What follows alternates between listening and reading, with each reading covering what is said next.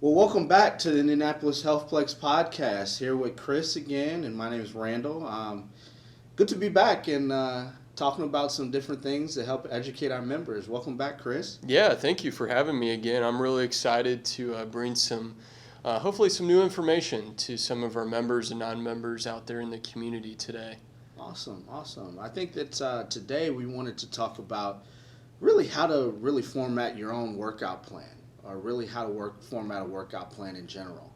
Um, Chris, can you just kind of talk about some of the different processes that you go through as a personal trainer or just a fitness Yeah, junkie in itself?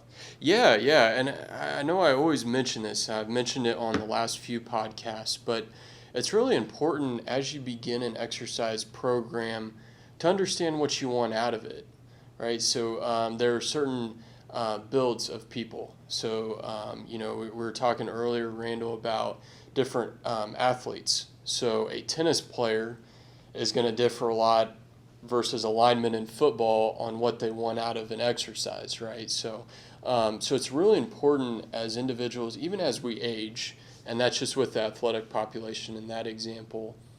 But it's really important as we age to know what we want out of coming into the gym and to have a game plan.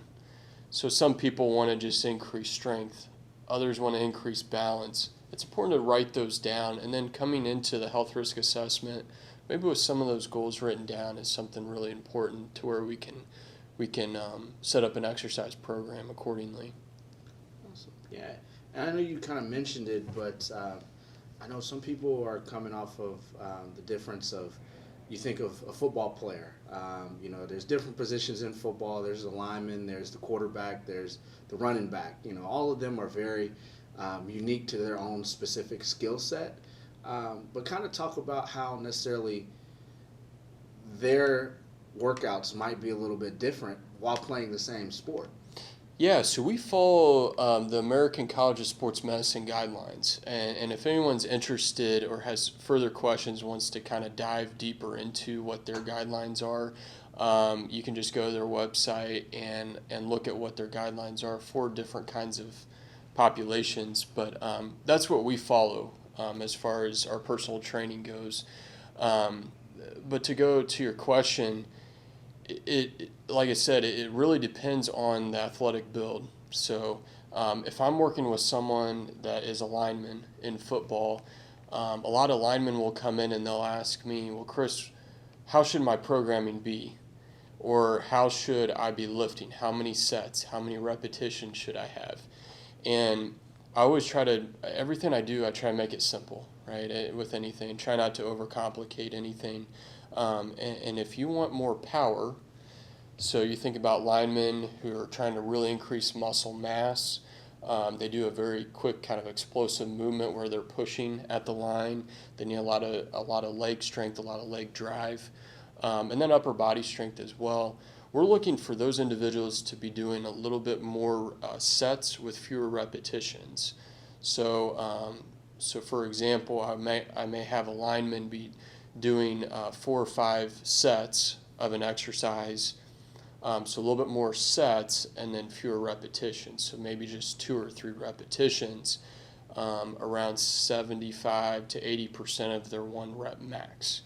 So that's kind of how we do it. And then on the flip side of things, if I'm working with maybe a cornerback or a position that isn't such they're not at the line. They're not looking for big muscle mass, but they want to maintain strength. But they want to work on agility and some other aspects.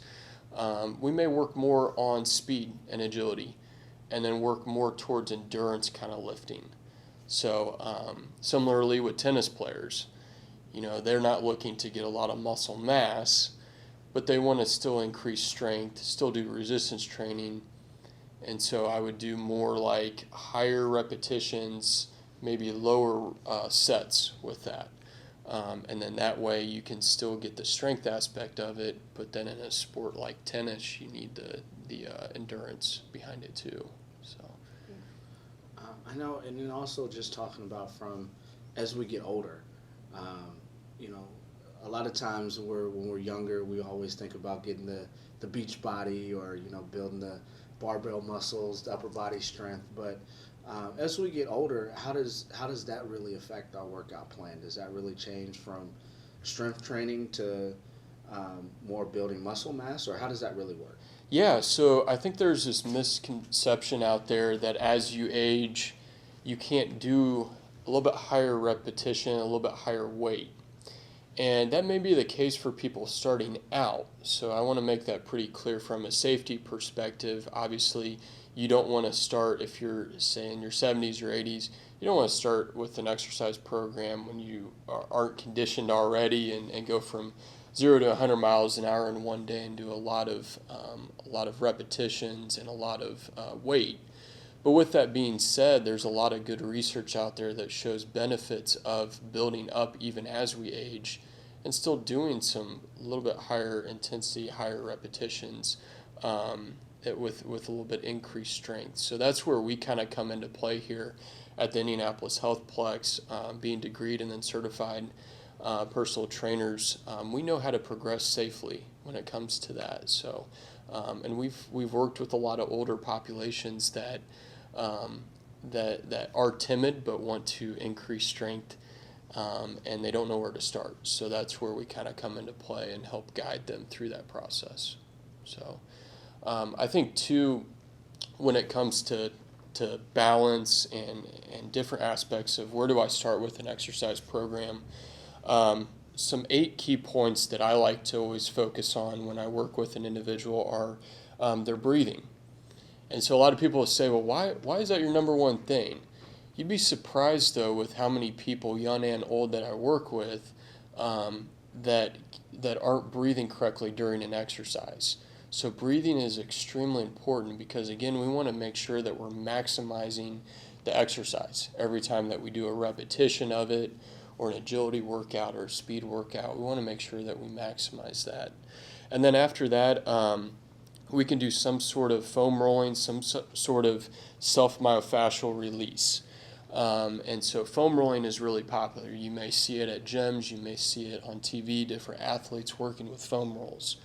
There's a lot of different ways that you can use foam rolling, but there's a lot of good research that shows us that if you do foam rolling after a workout, that it kind of helps with the recovery points with things. So it kind of, you think about the muscles being knotted up after you sometimes work out. This kind of makes the muscle a little bit more parallel, which kind of helps with recovery time. So just like if you were to stretch. And then third, going into stretching. So self-stretching and then also assisted stretching. So when we talk about assisted stretching, people will say, well, how do I do that at the gym without having a trainer maybe right there with me? So we have what's called TRX, and these are the bands that you may see around the gym, and they are over top, and they hang down, and you can do different kinds of shoulder mobility, range of motion activities that kind of help with self-stretching with that. And if you have any questions, definitely get a hold of me or one of our trainers, and we can kind of walk you through that process. And then a couple other things, you always want to do some sort of activation of a muscle. So obviously, doing a basic row where you're doing weighted with dumbbells, or you're doing a machine where you're kind of bringing your arms straight back, squeezing the shoulder blades, just some sort of stability kind of exercise to go along with strength training. And then lastly, something we always forget about is static and dynamic stability. So this kind of goes more back into compound movements of decreasing maybe the surface that they're on. So maybe standing on a foam mat or standing on a Bosu ball. Something that changes the surface, but then also doing resistance training or some kind of movement in addition to balance. So those are all things that I always try to kind of incorporate on. So yeah, those are great things. I think those are something that everyone can learn from and get a bunch of opinions and different thoughts of how they can necessarily continue their workouts and get the best results they're wanting out of their daily routine. yeah, and something that we also forget about too is the pool and pool exercises. And so you think about if you've maybe come off of physical therapy before, you come in and try out a gym like ours, or you're a member of our gym, but you've had to take a break because of a surgery, and you're looking to get back into some sort of strength or resistance training after your therapy is done, our building is so well equipped for you. Because we can go down, and myself as a trainer, we can work on a program where I can actually get in the pool with you, and we can do different kinds of strength and endurance aspects in the pool. And the reason behind that being such a good platform to do that on is the water allows it to not be as weight bearing on your joints, which is helpful, especially as you age and you're starting an exercise program. And with that being said, you want to make sure that you're still doing weight-bearing exercise eventually.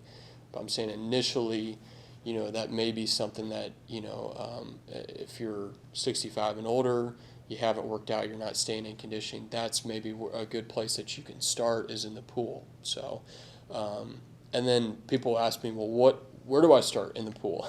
When I get in the pool, do I just swim? And we have different kind of weights down there. And Sally, our aquatics director, she can definitely point you in the right direction, or you can talk to myself, any of the other trainers. And we have different weights that you can use in there. There's a lot of different hip strengthening exercises that you can do. You can maybe use one of our lap pool areas or our therapy pool to just do sidewalks, just walk sideways, down and back.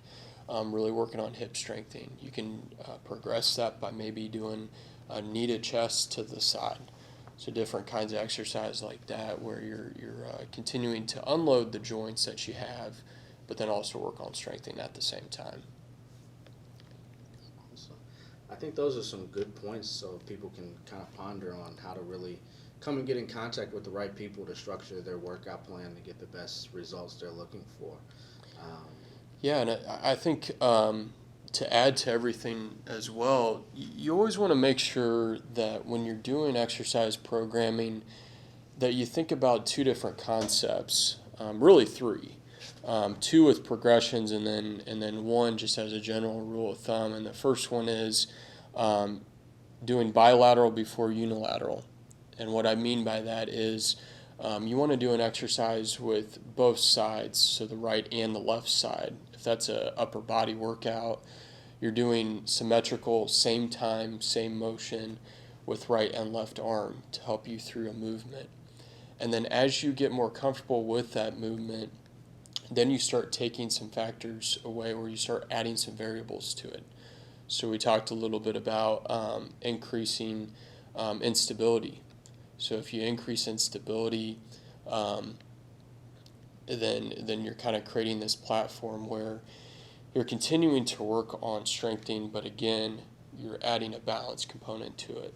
And then lastly, just increasing complexity. So that, again, that kind of goes back to adding more variables. So an example of this, again, is, well, maybe you do more of a dynamic exercise where you have a medicine ball on one side of your hip, and you do a lateral jump out to the side, you bring the ball over to the other side, land on one limb, one leg, and then you just go side to side in a slow but controlled fashion. You'd be surprised, that exercise for most people, even my athletes, doing a large amount of repetitions, say you do 2 minutes of that, like, it's pretty tiring. For some individuals it's 30 seconds, some it's 10 seconds of just getting down the balance before they try using a ball with it in open free space. But those are good general rules of thumb as far as exercise progressions and just making sure that your programming, if you're doing it on your own, is first and foremost safe, and that you're building. It's that stepping stone to the next place that you want to go. And so you just want to make sure that you're not overloading the joints too quickly.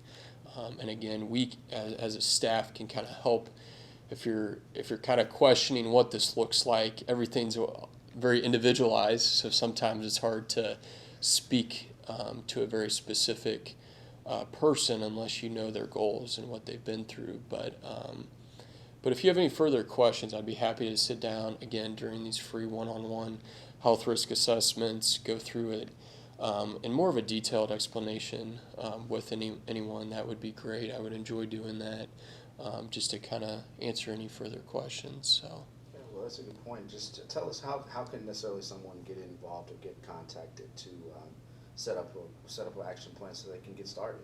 Yeah, so definitely just first and foremost contacting the Indianapolis Healthplex. You can also comment on any of our social media pages if you're interested in any kind of health risk assessment, personal training, like I said. Definitely reach out through those avenues, and we can get a hold of you as soon as possible. So, like I said, it's a great 1 hour assessment. We find out a lot of good information, and just calling the Healthplex and asking for Chris is a good step. But really, any of our trainers, just get in contact with any of them is a good first step that they can do. So. Well, thank you as always, Chris. We appreciate your time. It's great talking with you today. I'm sure there's a lot of great information people can get started on their fitness workout plans. Is there anything else that you want to add as we wrap up about to say to our members about anything? No, I love talking about the exercise programming, and I guess my last little piece would be, there's a neuroplasticity to anything, and Adnan, our general manager, joined me on the last session, and we talked about that. But truly, as you do exercise, it's a brain-to-body exercise every time you do it, and as the brain develops an understanding of the movement through repetition, the movements eventually become more automatic. So keep that in mind as you're thinking about doing exercises, that repetition through weeks of training become to the point where they become more automatic, and your form and technique becomes good. So just something to keep in mind as the last tip there. Yeah. Well, thanks again, Chris. We appreciate it. Be sure to check out more podcasts and upcoming events through our social media pages. Again, we'll post these every single Sunday, Tuesday, Thursday at 12 p.m. So look forward to more educational tips and more educational knowledge from Chris himself, or just necessarily come on and get connected with Indianapolis Healthplex. We have plenty of tools that you can get connected as far as developing your own workout plan, the HRA, and other tools and services that we can offer to help you reach those fitness goals. So we thank you for joining us again, and we look forward to speaking with you later. Thanks again. Bye.